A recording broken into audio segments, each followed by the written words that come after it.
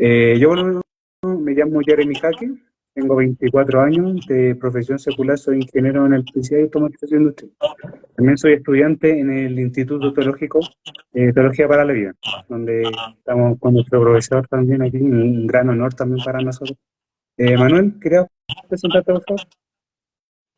Bueno, me presento, mi nombre es Manuel Bravo, eh, soy de Chile también, Santiago. También soy alumno de Rafael en Teología para la Vida, también es un honor tenerlo, tengo 27 años, así que es un honor tenerlo aquí en este live. Excelente. Ya, me presento ahora. Sí, Ok. por favor, Rafa. Claro que sí. Pues Jeremy, Manuel, muchas gracias por la invitación en primer lugar. Gracias también por pues, confiar en el Instituto Teología para la Vida para hacer pues esta escuela, este seminario formador de sus estudios, de esta realidad que puedo ver en ustedes de servir al Señor. Así que pues gracias en primer lugar por esto. Y me presento brevemente, como ya bien dijo Manuel y Jeremy, la verdad es que tengo el privilegio de servir aquí en Teología para la Vida como profesor, en otros seminarios también, y bueno, también desarrollo la parte académica, digamos, de teología. Y pues estoy casado con la mujer más hermosa, lo siento hermanos los que no se han casado, pero ya agarré la mujer más bonita. Entonces, con Adri llevo 3 años ya de esposos casi, y pues soy miembro inmerecido de la Iglesia El Redentor, Ciudad de México, donde tengo la oportunidad de servir y amar a esta comunidad de creyentes. Pues nada, una de las cosas que amo mucho hacer es leer, me gustan mucho los libros, yo sé que no preguntaron eso.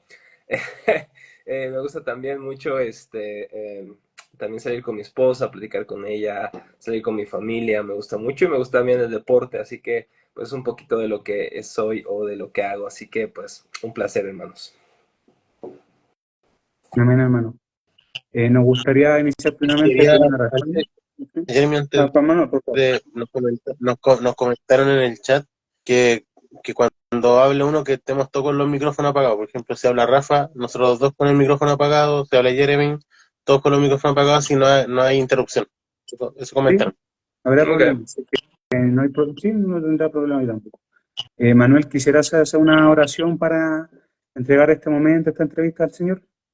Por favor, hermano, ¿puedes Sí, guiar? sí. Amado Padre, estamos delante de tu presencia por medio de Jesucristo. Queremos poner estos momentos, este live, donde estaremos conversando sobre la teología práctica. Señor, ayúdanos, Señor. De nosotros no tenemos muchas veces la capacidad necesaria para hablar estas cosas, Señor, pero queremos ponerlo todo delante de ti, que todo lo que hablemos sea de edificación y para la gloria de tu nombre, Señor. Amén. Amén. Amén. Gracias, Señor. Eh, ya una vez iniciado, vamos a lo que nos convoca. Yo creo que antes de empezar a hablar de la importancia de la teología, primeramente nos gustaría, hermano Rafael, que nos pueda definir primeramente qué es la teología en sí, porque tal vez para nosotros, tal vez que estamos en este mundo, sea más habitual saber qué es esto, pero probablemente hermanos que están recién comenzando o realmente no han escuchado nada, tienen una palabra muy extraña tal vez para algunos y Mm. será bueno definirla también, como así. ¿Qué nos puede servir? Claro que sí. Mira, de una manera muy básica, digamos, etimológicamente, de dos palabras o dos raíces principales, theos, Dios, en griego, y logos, aquí que puede ser traducido de diferentes formas, verbo, palabra. En este caso vamos a tomar la acepción de estudio, entonces si unimos de una manera muy breve estas dos palabras, daríamos la definición como que la teología es la ciencia, el conocimiento sobre Dios, el discurso sobre Dios, o a estudiar justamente quién es nuestro Dios. Así que en un sentido muy básico, la teología se encarga de estudiar lo que Dios ha revelado sobre sí mismo. En primer lugar, tenemos la revelación de Dios en la naturaleza. Esto le llamamos revelación natural o general. En este sentido, podemos conocer cosas ciertas sobre Dios. Entonces, Dios se ha revelado a través de la creación, como Pablo lo dice en Romanos capítulo 1, 18 en adelante, de modo que nadie tiene excusa, así que Dios se ha revelado en lo que ha creado, su eterno poder y deidad se hacen claramente visibles en la creación. Entonces, en primer lugar, Dios se ha revelado en la creación, pero Dios se ha revelado también en nuestras conciencias, en nuestros corazones. Hay un sentido de la divinidad, lo que algún teólogo reformado llamó el sensus divinitatis. Hay un sentido de que Dios es, de que Dios existe, y porque nuestro corazón nos da testimonio, nuestra existencia misma es una evidencia del Creador, pero como caímos en Adán, nuestro primer padre, y en Eva, a partir de entonces la revelación general, aunque es buena y perfecta, por nuestros corazones tendemos a distorsionar esa revelación que vemos en la creación. Y bueno, basta con, por ejemplo, en México, poder dar una ojeada a la historia de la época prehispánica, donde muchas personas, al ver la creación de Dios, en lugar de adorar al Creador, adoraron la criatura. Y la manera en que Dios ha lidiado con esta distorsión propia de nuestro corazón, Dios nos ha dado una revelación más específica, más especial, como le llamamos, que es la palabra de Dios, la escritura, que se le reveló a diferentes hombres a lo largo de unos 1600, 1700 años aproximadamente. Pero lo importante es que Dios se ha revelado, y la teología lo que hace es reflexionar en torno a la revelación de Dios, en la revelación general, que es la creación, y la revelación específica o especial, que es la palabra. Entonces reflexionamos lo que Dios ha revelado sobre él. Siempre nuestra teología, nuestra reflexión sobre Dios se debe basar en la palabra del Señor principalmente, porque nuevamente nuestro conocimiento de la revelación general se distorsiona por nuestros corazones. Así que cuando reflexionamos en quién es Dios, estamos haciendo teología. Así que ya seas inconsciente o consciente, haces teología cuando tienes una opinión sobre Dios. Y de hecho, todas las personas tienen una opinión sobre Dios. La pregunta es, ¿cuál es tu opinión? Eso en un sentido muy básico. Hay personas que se profesionalizan en la teología, y justo Jeremy, Manuel están acá estudiando justamente en este sentido para tener una capacitación, digamos, un trasfondo un poco más enriquecido en la teología, pero en un sentido muy básico, general, todos en un sentido tienen ideas sobre Dios. La pregunta es, ¿qué tan bien o qué tan mal está esa idea sobre Dios? Entonces, es la reflexión sobre quién es Dios, sobre lo que Él ha revelado de sí mismo. Perfecto, hermano. Perfecto, creo que ha dado una definición igual bastante amplia, evidentemente. Igual para nosotros un agrado, como usted mismo menciona, esta parte académica.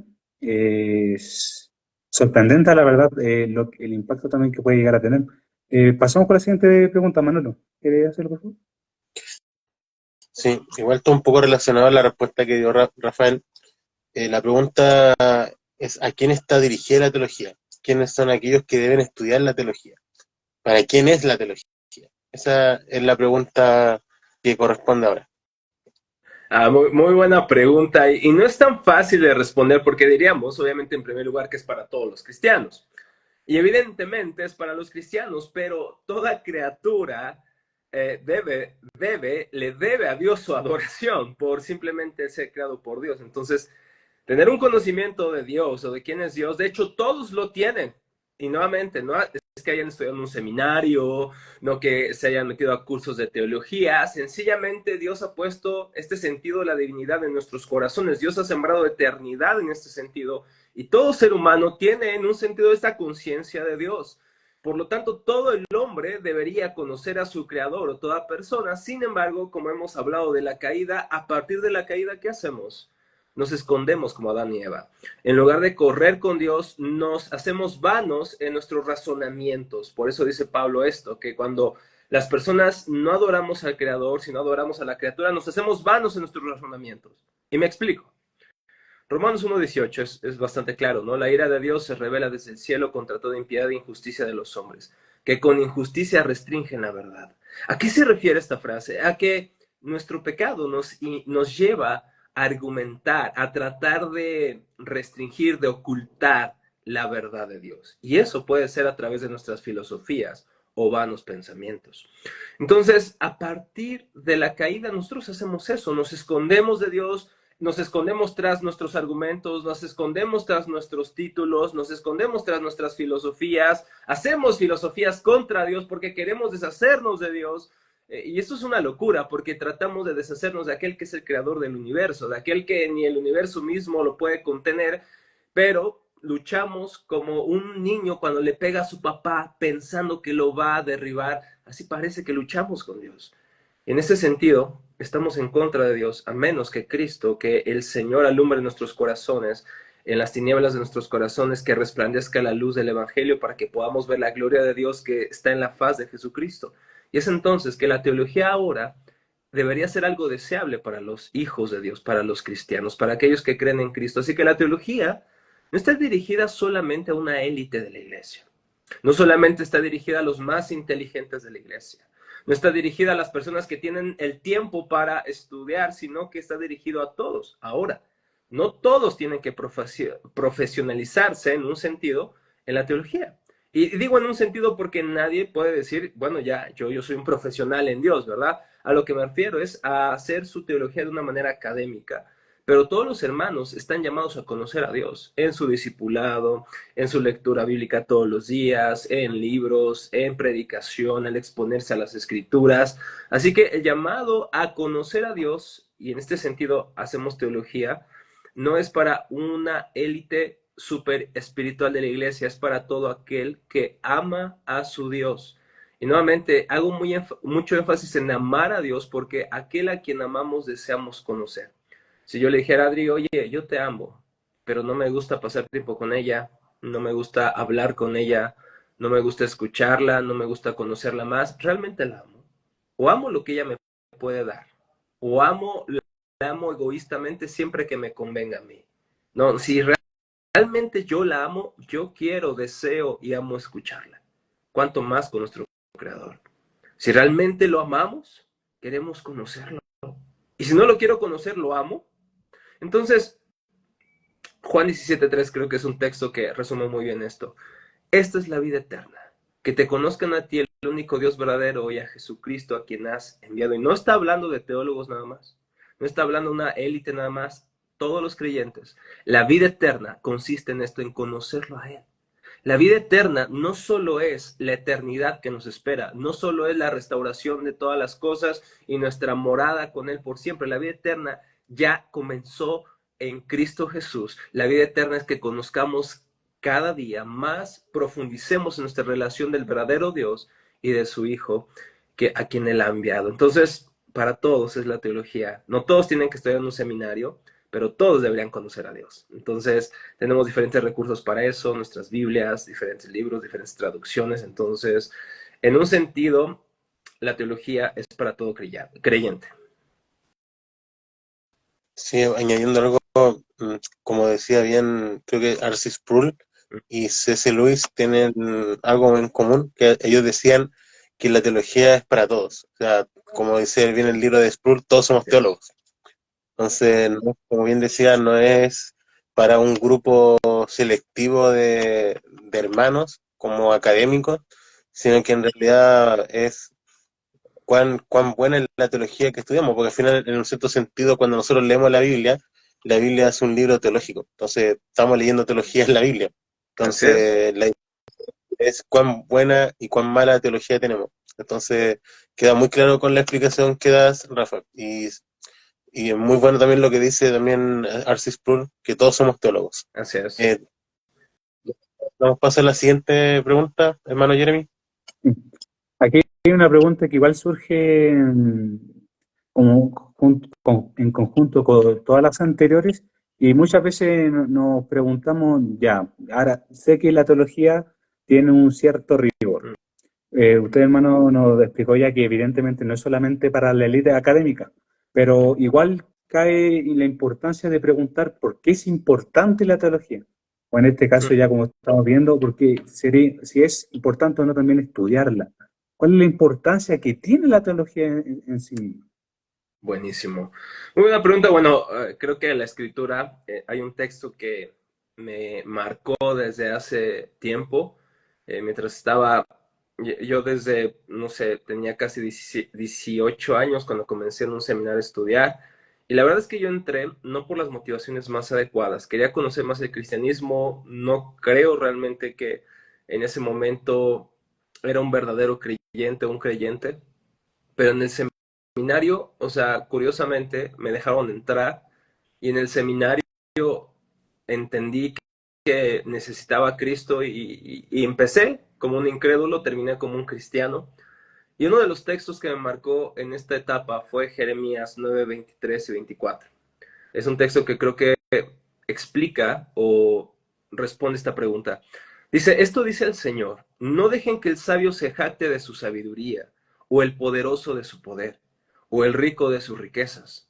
Pero los que desean jactarse, que lo hagan solamente en esto, en conocerme verdaderamente y entender que yo soy el Señor, quien demuestra amor inagotable y trae justicia y rectitud a la tierra, y me deleito en estas cosas, yo el Señor he hablado. Es bien interesante porque la palabra jactarse hace referencia al sentirte orgulloso, al sentirte pleno, al decir, ya estoy satisfecho con esto, pero dice el texto, no te jactes por ser sabio, no te jactes por ser un valiente o poderoso, no te jactes de tus riquezas. Obviamente, estas cosas para las personas del tiempo de Jeremías eran igual de importantes como lo son para nosotros hoy. ¿No es cierto que decimos, si tuviera tanto dinero, sería feliz? Si tuviera tantos reconocimientos, sería, tendría esta fama, sería lo mejor, sería pleno. Si tan solo tuviera esta posición, sería mi vida perfecta. Pero el texto dice, no es ni la sabiduría, no es ni el poder, ni las riquezas lo que te debería jactarte o debería satisfacerte. Más bien, el que desea jactarse, el que desea sentirse pleno, el que desea sentirse completo, es en esto, en conocerme verdaderamente y entender que yo soy el Señor. Entonces, ya se me olvidó la pregunta. Pero la pregunta, a ver, recuérdamela. La pregunta exactamente era, hermano, ¿por qué es necesaria la teología? Ahí está. Es necesaria porque de eso depende nuestra vida. Depende de conocer a Dios. ¿Okay? Entonces, yo no solamente estudio teología porque debería gustarme o porque me gusta verdaderamente, sino porque yo encuentro mi satisfacción en Cristo. Y es que, honestamente, dice C.S. Lewis, Dios no nos puede dar felicidad aparte de Él porque no existe tal cosa.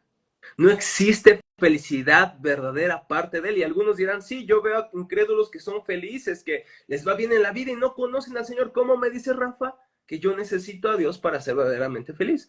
Bueno, ciertamente hay una felicidad que el mundo nos puede dar, pero siempre va a ser una felicidad momentánea y temporal.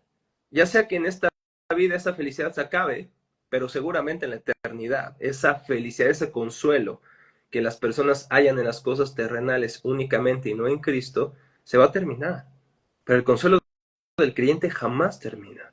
Porque te pueden quitar tus riquezas, te pueden quitar tus honores, puedes perder tu ministerio, pero nada te puede apartar del amor de Cristo, el amor de Dios que es en Cristo Jesús. ¿Por qué es necesario? Porque conocer a Dios depende de nuestras vidas. Y de verdad depende de nuestras vidas. Sin Él, apartados de Él, no podemos hacer nada. Separados de Él no podemos hacer nada.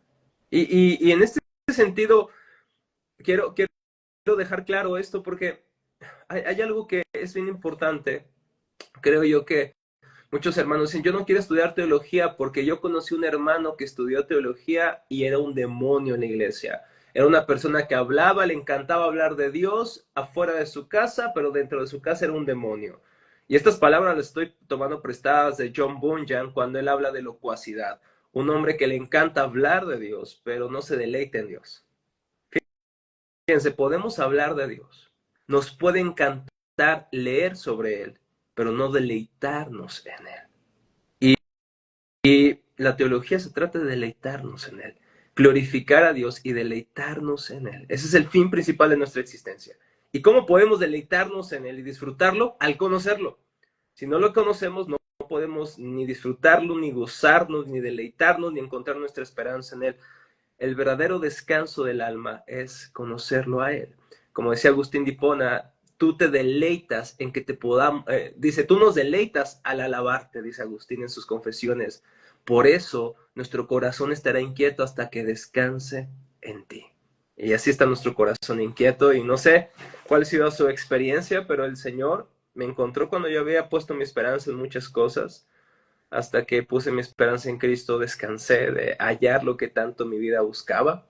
Ya no necesito algo más, necesito a Cristo. Y no estoy diciendo que no necesito a mi esposa, que no necesito tener un techo, que no necesito comer de vacaciones. No estoy diciendo eso, sino que todo eso es disfrutable, claro, pero si el deleite mayor no está en el centro, todas las demás cosas, ¿qué van a hacer? Me van a esclavizar, las voy a idolatrar. Voy a pensar que mi esposa me puede dar la felicidad que solamente Dios me puede dar, y eso es brutal.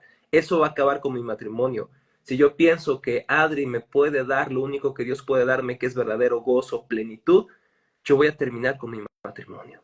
Porque le voy a exigir a lo creado, a mi esposa, que me dé lo que únicamente mi creador me puede dar. Necesitamos teología porque solamente Dios puede dar plenitud a nuestros corazones porque Él nos hizo para Él. Y por eso nuestro corazón va a estar inquieto, hermanos, hasta que descanse en Dios. Podríamos decir entonces que de cierta manera es como difícil separar estas dos cosas, siendo, digamos, separando la teología como algo académico meramente de la vida práctica. Entonces, podría decir que yo no podría ser un verdadero creyente si no tuviese por lo menos un cierto interés en esta cosa. Como dijo usted, hermano, también esto es súper fundamental para nuestras vidas.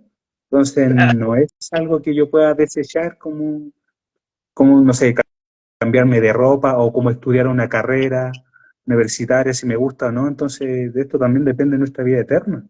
Ustedes dicen, Fíjate, Jeremy, dijiste algo bien importante. Se trata de que tenga el deseo de conocer a Dios, y si no, eso podría ser que no sea un verdadero creyente. Déjame decirte que hay personas que no son cristianas que les interesa demasiado la teología. Incluso estudian teología. Tienen una licenciatura, una maestría, un PhD en teología, pero no son cristianos. Entonces, fíjate cómo podemos interesarnos en Dios. No sé, puede ser por la reputación que nos puede dar ser un teólogo, puede ser por, bueno, y también depende en qué países. En Latinoamérica no tenemos tanta buena reputación, ¿verdad? Pero en otros países a lo mejor buscar esa reputación, no sé, ¿no? O simplemente por interés de la religión, pero fíjate, podemos tener interés en la religión, pero no en Dios. Podemos tener interés en las escrituras de Dios, pero no en el Dios de las escrituras. Entonces, no solamente se trata de si tengo ganas de leer, si tengo ganas de estudiar. La pregunta es, ¿tienes tu deseo de descansar en Dios para poner en Él tu esperanza? Y que Él realmente sea Señor de tu vida. Porque fíjate, hay personas que les encanta hablar y escuchar de Dios y leer sobre Dios, pero no quieren a Dios en sus vidas. No quiere que Dios venga a sus vidas y les diga cómo tener sexo en el matrimonio y no fuera del matrimonio. No les gusta que Dios demande un buen uso de sus dones, talentos, finanzas. Es decir, quieren a Dios de lejos, quieren a Dios en la academia, pero no en su corazón. Entonces, no solamente se trata de si tienes el deseo de conocer un poco de teología, realmente deseas a Dios, porque el fin de la teología no es la teología. La teología es un medio que me ayuda a profundizar en mi relación con Dios. Si eso no es así, fíjate lo que estamos haciendo. Si yo no amo a Dios, es más, solamente me interesa saber de Dios, estamos amontonando enojo y hojarasca para el día del juicio. Realmente se nos va a demandar más si supimos, si leímos, pero nunca lo amamos, nunca lo conocimos. Y esto me impacta. Mateo 7, 23 en adelante, dice, en aquel día, dice Jesús, algunos me dirán, Señor, Señor, en tu nombre hicimos milagros, echamos fuera demonios, profetizamos, mas yo declararé, aléjense de mí, hacedores de maldad, nunca les conocí. Wow. Personas que le llamaban curios, Señor, reconocían a Jesús como Adonai, tenían buena teología, pero jamás fueron conocidos por Cristo. Ahora, no significa que Cristo no sea omnisciente y que no los haya conocido, porque Él lo sabe. Él es Dios, el Hijo de Dios, es la segunda persona de la Trinidad y es omnisciente. Entonces, no significa que Jesús no haya tenido una información sobre ellos, sino que no tenían una relación con Jesús. Eran espectadores de Jesús, pero no conocedores. No solamente se trata de tener interés en la teología, es desear que ese Dios sea mi deleite y mi Señor, que no solamente sea algo académico, sea algo que está en un sentido bañando toda mi vida, está afectando toda mi vida, mis relaciones, mi trato con mis hijos, mi trato con mi esposa, mi trato con los hermanos en la iglesia, la forma en que yo gasto mi dinero, la forma en que yo invierto mi dinero, la forma en que yo cuido también mi salud, mi cuerpo, todo lo que soy. Porque no solamente se trata de lo espiritual, es que toda nuestra vida es para Dios o no lo es en lo absoluto. Entonces, eso creo que es muy importante que lo que notaste, Jeremy. Buenísimo, hermano. A veces pasa, por ejemplo, muchos países a veces cuando son considerados laicos, como que les gustan estos beneficios que tiene todo lo que es Dios, pero quieren sacar por una parte lo que le da el fundamento a todos esos valores morales. Como usted mismo habla de las mismas relaciones, por ejemplo. Habla de las relaciones que nos gusta hasta cierto punto, pero no nos gusta que nos digan cómo hacerlo, en qué marco. Entonces, es bastante interesante cómo, de cierta manera, se puede desligar estas dos cosas, como va diciendo hermano. Pasemos a la siguiente pregunta, Manolo. Y también quería agradecer a todos los hermanos que se han ido conectando y permaneciendo. Muchas gracias, hermano. Creo que estos también sean de edificación para su vida. Amén. Manuel, por la siguiente pregunta, hermano.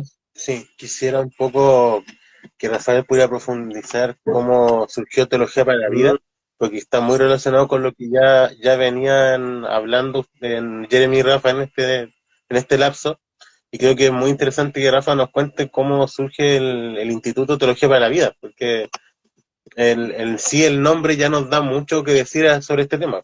Me gustaría que Rafa pudiera contarme un poco cómo surge el instituto.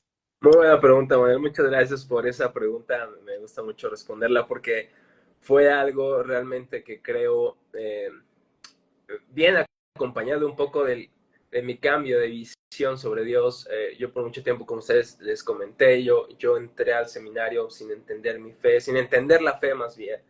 Y cuando conozco a Dios y de repente me doy cuenta que enseñar sobre Él es algo que amo hacer, pero me di cuenta y dije, pero no tengo las herramientas. Yo soy una persona, y a lo mejor no lo pueden notar ahorita en la cámara porque estoy hable y hable y hable, pero yo me considero una persona introvertida, aunque ya he un poquito ahí trabajado algunas cuestiones con las relaciones con las personas, todo esto, pero yo era un niño, en este caso, cuando yo crecí, fue un niño muy introvertido que le daba miedo hablar en público. Crecí y eso no cambió muchísimo. Entonces yo no tenía ni la habilidad para comunicar, ni la habilidad, incluso no tenía ni los hábitos para ser un maestro, ¿no? Ni siquiera la lectura, me encantaba estudiar, pero era un niño muy hiperactivo, un joven también muy distraído. Entonces fue algo muy interesante porque cuando el Señor empieza a confirmar mi llamado, creo que fue un cambio también en mi visión sobre Él. Y una de las cosas fue que la teología que yo estaba estudiando no solamente era una teología para ser de alguna manera adaptada a la mente, sino interiorizada al corazón y que debería cambiarme. Eso fue un proceso, no lo entendí siempre así. Un día estaba leyendo un libro de un puritano llamado William Ames, y mientras estaba leyendo este libro, La médula de la divina teología, así se llama su obra, él dice que la teología es la doctrina de vivir para Dios. Ahí me quedé un poco pasmado porque yo había leído a algunos teólogos sistemáticos actuales o contemporáneos, pero no habían sido así de enfáticos, y me pareció bien interesante. Después me topé con las obras de Petrus van Maastricht, que es otro teólogo reformado. Él decía que la doctrina, la teología, es la doctrina de vivir para Dios mediante Cristo. Y aquí entonces cambió totalmente mi visión de la teología. No solamente era algo académico, no solamente era enseñar por enseñar y después me olvidaba de Dios, sino que era algo que debía transformar mi vida, debía transformar mi relación con otros, debía transformar mi propia vida privada, lo que yo hacía en público, en secreto. Entonces la teología empezó a cambiar, en este caso para mí, volverse más práctica. Y un día, mientras estaba hablando con mi pastor, le decía, oye, mira, quisiera abrir un lugar donde podamos conversar con otros hermanos, poder hacer teología con otros, de una manera académica y pastoral y práctica. Entonces empezamos a hablar sobre esto, empezamos a hacer algunos lives, también así como ustedes, empezamos con algunos lives con los pastores, amigos y demás, Y poco a poco los hermanos nos iban escribiendo al instituto, bueno, en este caso solamente era teología para la vida y nos pedían más información. Oye, ¿y cuándo van a dar una clase? Y de repente abrimos un taller de hermenéutica que se inscribieron no sé cuántos hermanos, era un montón de todas partes. De hecho, el instituto inició con un grupo de ellos, porque estaban diciendo, ¿y cuándo la otra materia, hermano? ¿Cuándo la otra clase? Entonces les armé un plan por ahí y dije, mira, aquí está estas materias, ¿cómo ven? ¿Cuál quieren empezar? Pues todas. Y dije, ¿por qué no hacemos algo más así, como más un seminario, ¿no? Hablé con mi pastor, dije, Víctor, oye, ¿cómo ves esto? ¿Qué me aconsejas? Oye, estas materias me parecen geniales, pon esta, quita esta. Entonces me empezó a dar muchas ideas. Entonces empezamos como básicamente clases, vamos a llamarlas así, no tan profesionales, no tan en forma, pero sí semana con semana. Y bueno, de repente se empieza a tomar forma, nos empiezan a hablar más hermanos, ¿qué hacemos? Y gracias a Dios, más adelante pudimos acreditar el seminario, ya se dio un poco más de forma en este sentido, pero la idea era de Teología para la Vida ofrecer doctrina académica, bíblica, sustentada en las Escrituras, pero que tuviera una connotación práctica. Esta teología debería llevarnos a cambiar nuestras vidas. Y nuevamente, ¿por qué? Porque yo personalmente fui testigo de que yo pueda ser una persona que estudiaba sobre Dios, pero sin transformar áreas de su vida que deberían haber sido transformadas. Y nuevamente, los demonios también creen, los demonios tienen teología, los demonios creen que Dios es uno, creen en la simplicidad y en la unidad de Dios, pero no son cristianos. Entonces ahí entendí que la teología no solamente era un aspecto académico, era un aspecto que debería llevarme a vivir para Dios. Fíjense, y me encanta lo que dice Petrus von Maastricht, la doctrina de la teología es la doctrina de vivir para Dios mediante Cristo. Ojo aquí, es bien importante, porque la teología también puede volverse un medio de salvación. ¿A qué me refiero? Podemos pensar que por la grandeza de nuestro conocimiento, Dios nos ama más que aquellos que no saben lo mismo que nosotros. Fíjense cómo algo tan hermoso y precioso puede volverse mi esperanza en lugar de Cristo. Porque puedo pensar que por mi conocimiento, porque Señor, gracias porque yo no soy como esos ignorantes de la iglesia. Gracias, Señor, porque yo no soy como esas denominaciones que no estudian teología. Podemos encontrar nuestra esperanza en algo que no está destinado a ser un fin, sino un medio. Y aquí, nuevamente, me encanta observar lo que dice Petrus von Maastricht. La teología es vivir para Dios mediante Cristo. Solamente podemos vivir para Dios cuando confiamos en Cristo, porque sin Cristo, Dios, dice Thomas Watson, es un enemigo, pero en Cristo es dulce y delicioso. Porque sin Cristo, hermano, no podemos pensar que por nuestro conocimiento Dios nos ama. No, lo conocemos porque ya nos sabemos amados. ¿Por qué? Porque estamos en Cristo. Así que la teología solamente es un medio para profundizar nuestra relación, nuestro conocimiento de nuestro Dios, pero lo que nos pone a cuentas con nuestro Creador no es nuestro conocimiento, es Cristo, es que estamos en Cristo. Y mediante Cristo solamente podemos vivir para Dios. Y de ahí surge Teología para la Vida. Ahí tenemos un artículo en la página de Teología para la Vida. Yo creo que después los podrían compartir los hermanos aquí, Jeremy y Manuel, donde explico justamente el origen de Teología para la Vida, hablo un poquito de esto. También en Coalición por el Evangelio escribí un artículo similar para hablar de cuál es el fin principal. Y justamente estos dos artículos creo que resumen también muy bien cómo surge Teología para la Vida. Sí, bueno, quisiera darle un saludo a Lucas. Nos escribió una pregunta. Lucas pregunta, ¿cómo identificar si mi teología es mala o buena? Creo que es importante la pregunta. ¿Se la voy a responder, profesor? Sí, es muy buena pregunta. Bueno, ¿cómo saber que tu teología es buena o mala? Mira, aquí, gracias a Dios, no somos teólogos del siglo XXI, o no somos teólogos que están empezando a descubrir algo novedoso. Más bien estamos parados, como dijo por ahí alguien, bajo hombros de gigantes. ¿Qué se refiere a esto? Que tenemos una historia. Tenemos una historia de la iglesia. Pero la historia de la iglesia no solamente es la sucesión de ciertos eventos, también es el registro de ciertas confesiones, credos y concilios. Entonces, ¿cómo yo puedo saber, Lucas, si tengo una buena o mala teología? La pregunta es, de las escrituras escrituras avalan, respaldan, afirman lo que yo creo sobre Dios? Si la pregunta no puede ser positiva, entonces tengo una mala teología. Un segundo filtro es: mi teología está de acuerdo con las grandes confesiones de la fe, el credo de los apóstoles, por ejemplo. Y ojo, hermanos, el credo de los apóstoles no lo creó la Iglesia de Roma. Para aquellos que dicen, no, es que el credo de los apóstoles me lo enseñaron el catequismo de la Iglesia de Roma. Sí, pero no lo inventó Roma, ¿ok? El credo de los apóstoles es mucho más antiguo. Mi credo, mi doctrina, mi teología está de acuerdo con los grandes concilios de Nicea 325, de Constantinopla, de Éfeso, de Calcedonia. ¿Está de acuerdo con eso?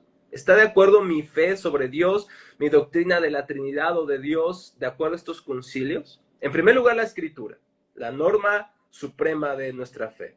Y en segundo lugar, concilios, confesiones y también teólogos pensadores, padres de la Iglesia, teólogos medievales, de la Reforma, si eres en este caso de tradición reformada, y también buscar en teólogos contemporáneos sanos, que también puedan respaldar o incluso contradecir nuestras ideas. Entonces, ¿cómo puedo saber si mi teología es buena o mala? Primeramente, el filtro de las Sagradas Escrituras. En un segundo lugar, vamos a ir también a valorar lo que el Señor ha hecho a través de maestros, de concilios, de pastores a lo largo de las épocas. Entonces, creo que también el comparar nuestra doctrina con lo que otros cristianos han dicho también es algo de humildad en el corazón para saber si estamos bien o quizá no estamos tan bien, ¿no? Si tú, por ejemplo, si tu idea sobre la Trinidad se parece más a una idea unicitaria donde algunos creen que Dios solamente se revela en diferentes maneras, depende la época o depende la situación, a veces como padre, a veces como hijo, eso es modalismo.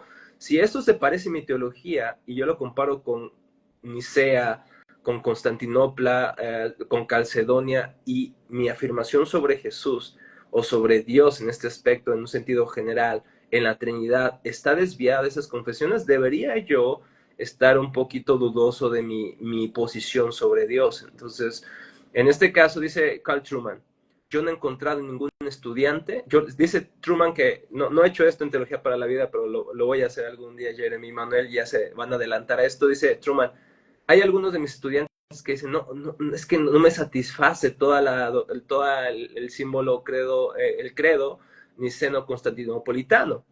Y dice él que les reta a sus estudiantes, bueno, si no te satisface, escribe algo que haya durado 1000 años y que haya pasado la prueba del tiempo, de los argumentos, de las herejías, tráelo, espera 1000 años y si pasa ese tiempo y todavía permanece, entonces puedes creer otra cosa.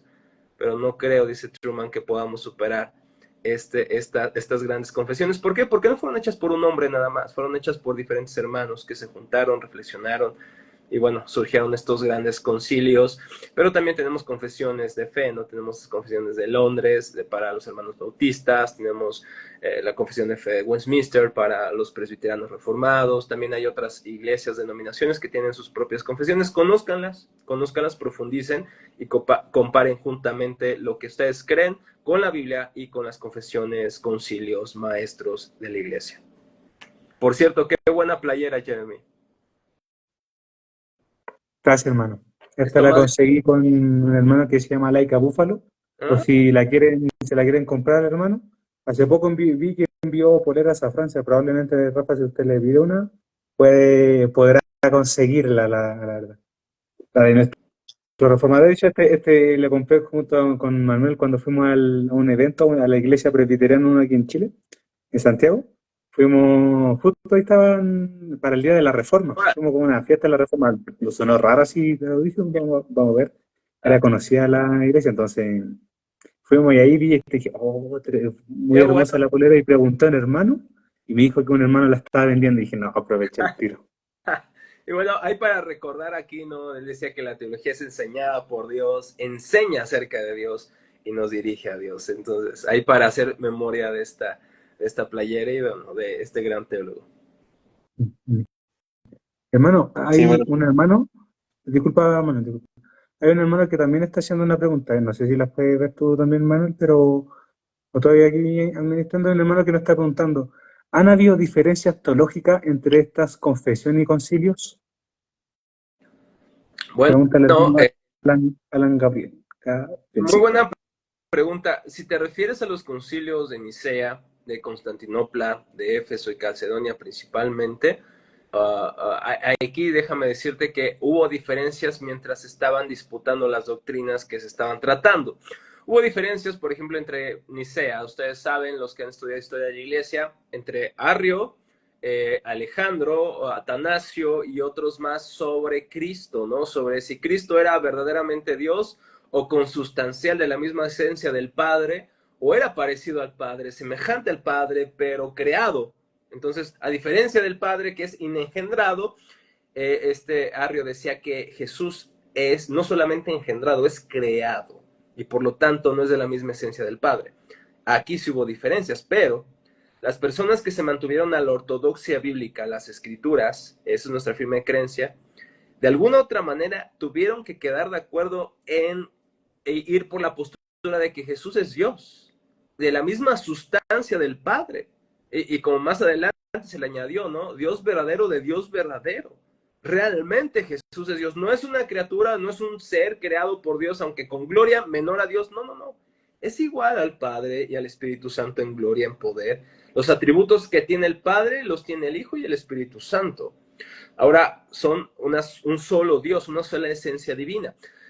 Estos concilios, hermanos, y qué buena pregunta que se hace acá, fueron llevados a cabo y pensados no solamente por una persona, normalmente había alguien que dirigía, pero todos en este sentido, los obispos, pastores que participaron, tuvieron que firmar los cánones o las declaraciones finales de estos concilios, y en este sentido, aunque hubo diferencias y disputas, estos concilios reflejan la unanimidad mayoritaria de alguna manera de estos debates, de estos concilios que básicamente estaban atacando la ortodoxia bíblica y bueno, fueron apoyados aquí también por algunos emperadores y ellos no era tanto por cuestiones religiosas o ortodoxas, lo que les interesaba a ellos era la unidad del imperio romano, ¿verdad? Pero en este caso, los hermanos que se reunieron para pensar y dilucidar sobre estos temas tuvieron que tener de acuerdo en esta parte de la ortodoxia y de hecho Nicea fue la base para el resto de los credos. Nicea justamente para que una persona se considerara parte de la ortodoxia en este tiempo primitiva,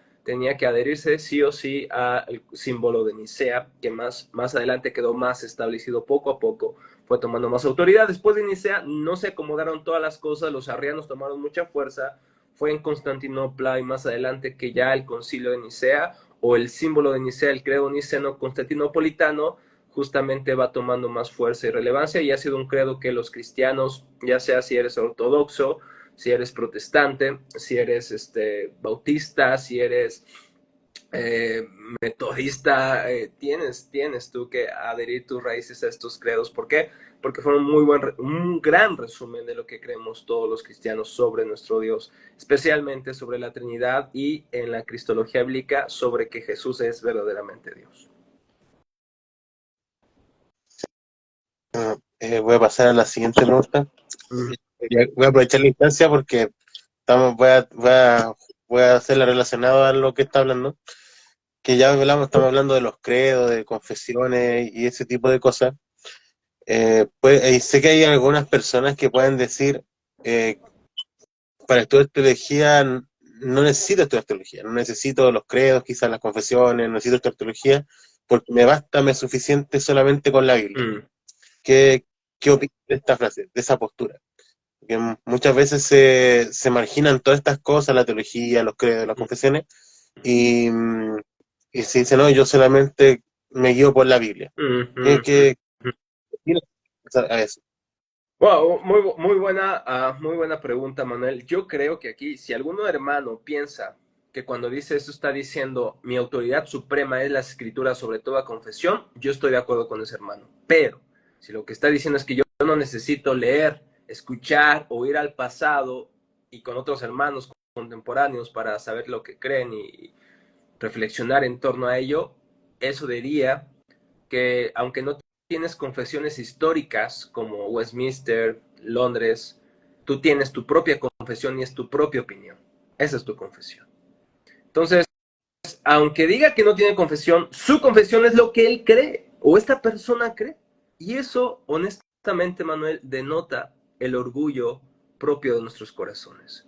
Cuando no queremos escuchar a otros que honestamente han sido más inteligentes que nosotros, si no queremos escuchar a otros que han reflexionado, orado sobre la teología, sobre lo que han enseñado sobre Dios, si no nos apetece escuchar a otros hermanos de nuestra iglesia, de un seminario, de otros hermanos, hablar sobre esto, sobre un tema específico, digo, no, solamente mi Biblia. El asunto es que aunque la Biblia es clara para nuestra salvación, también tenemos que entender que hay situaciones, temas que no son tan claros, y por eso necesitamos también escuchar a otros hermanos.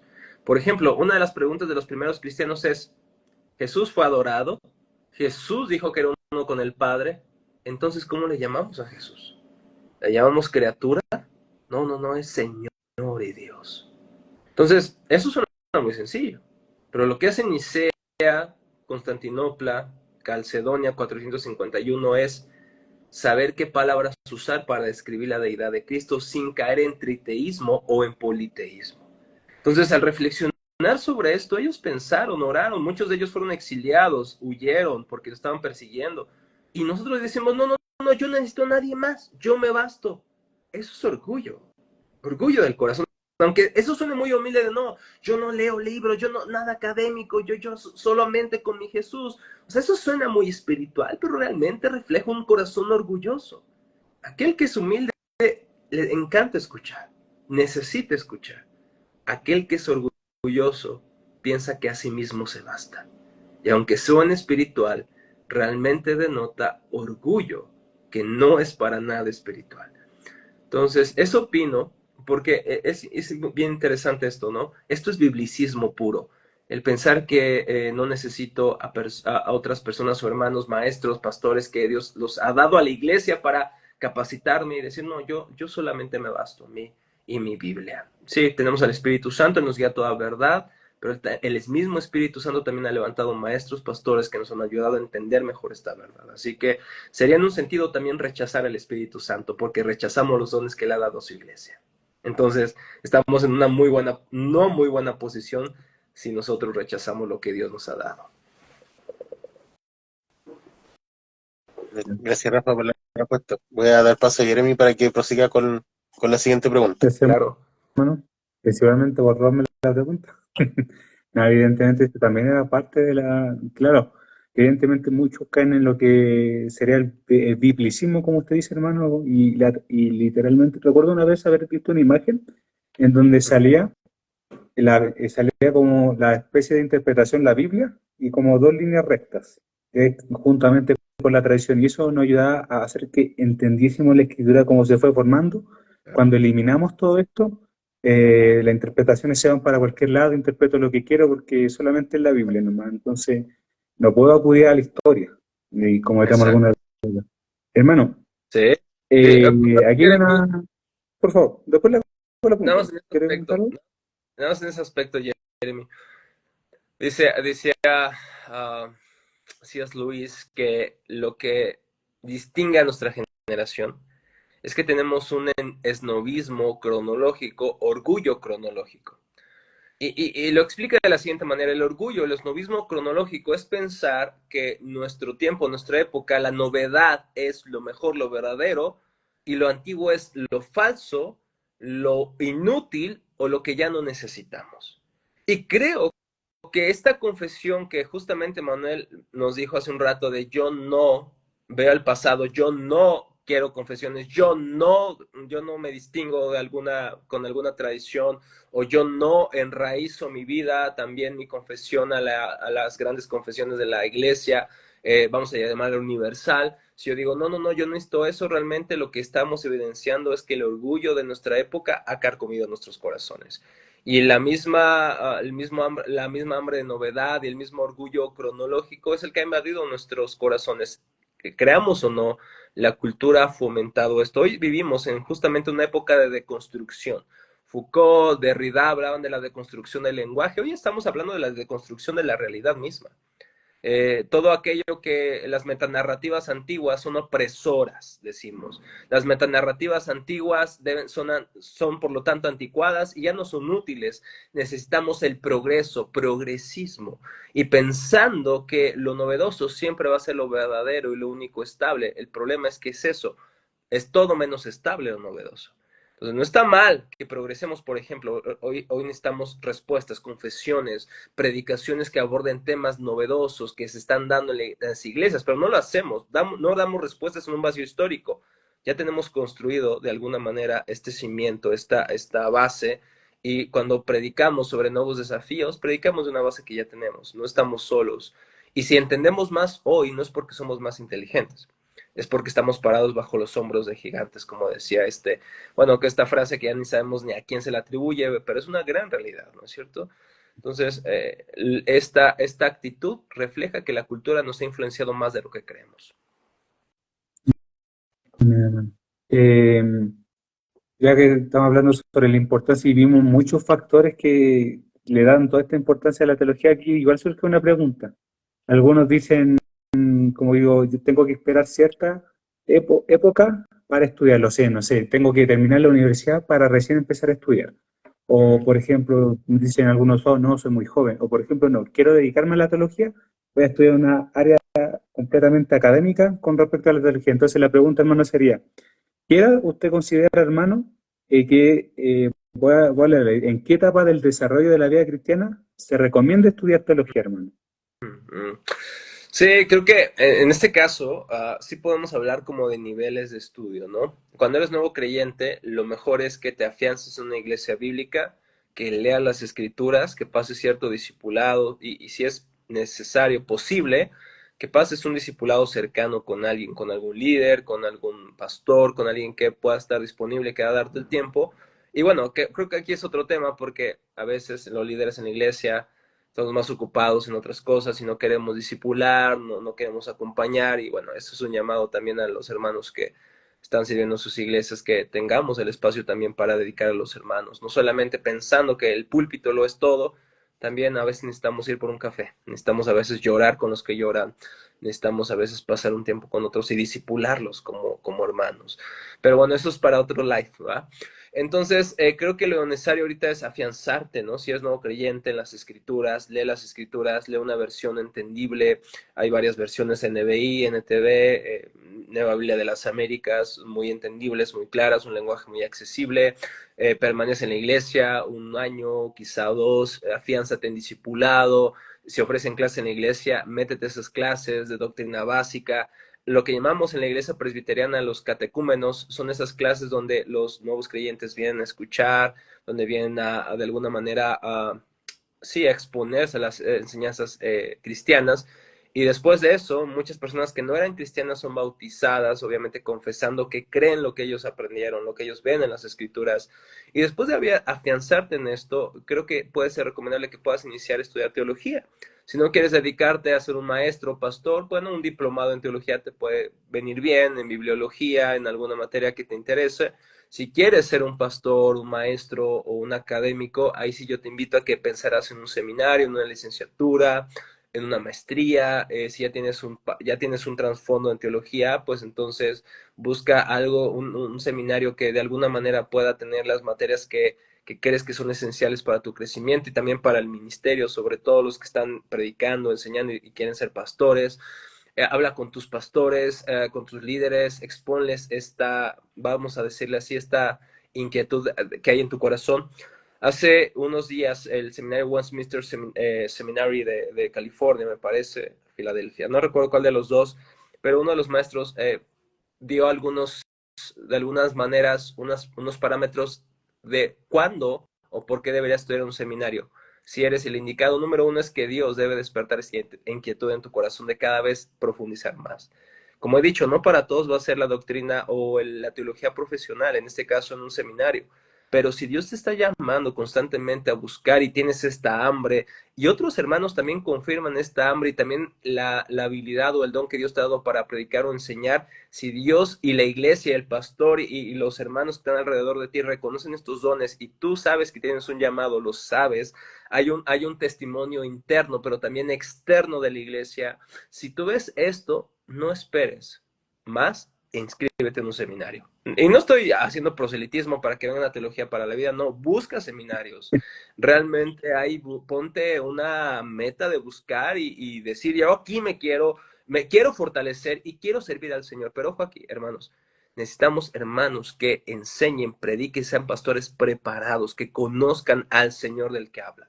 Tantas herejías, tantas sectas, tanta manipulación en muchas iglesias. ¿Por qué?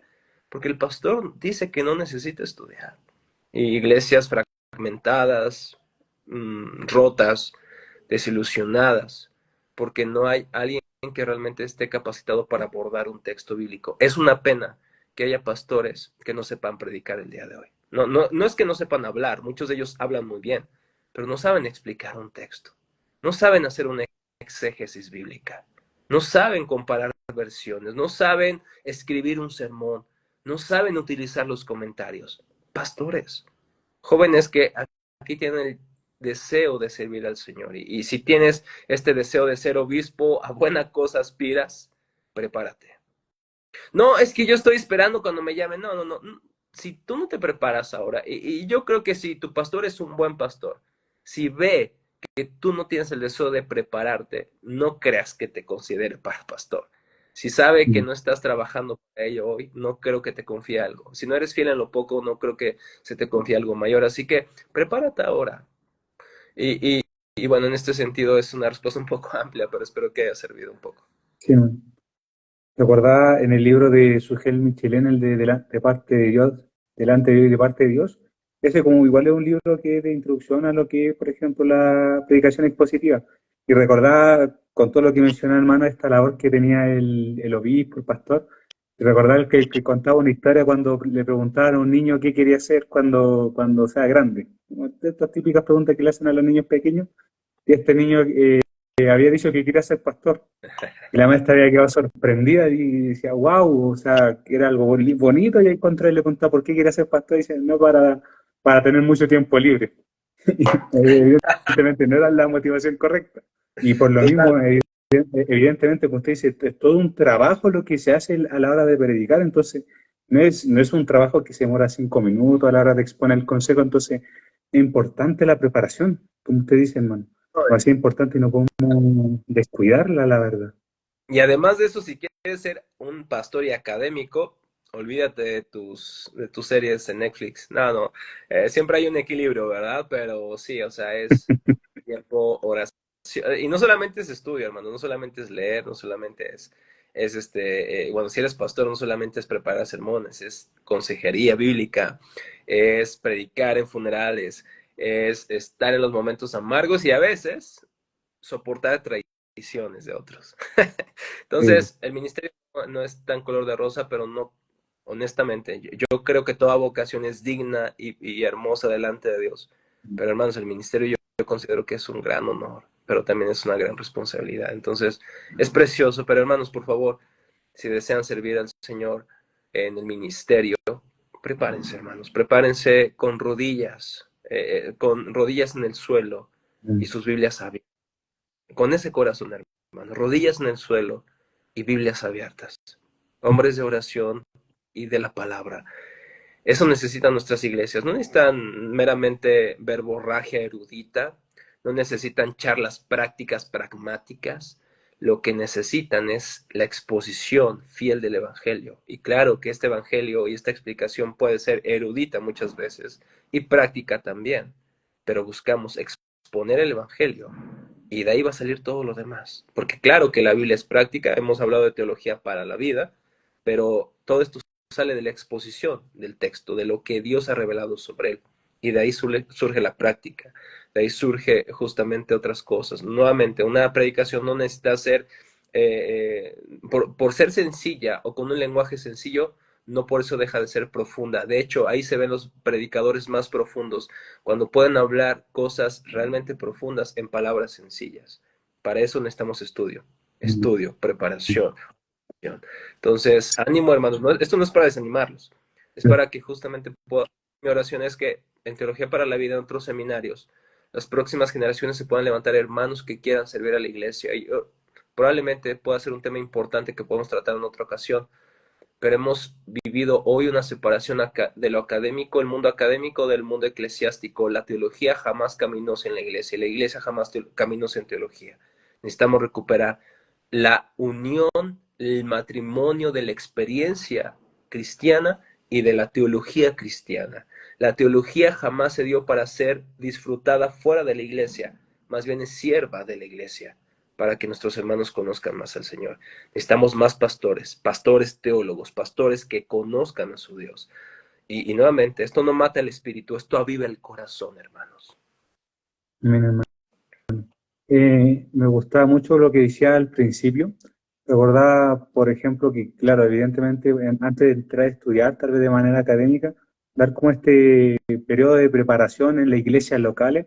Yo recuerdo que inclusive en mi vida práctica, probablemente también, Manolo, cuando nosotros de manera autónoma empezamos a leer libros y chocamos con algunas doctrinas, eran impactantes, o sea, como conciliar lo que creíamos con lo que nos contrata la Escritura.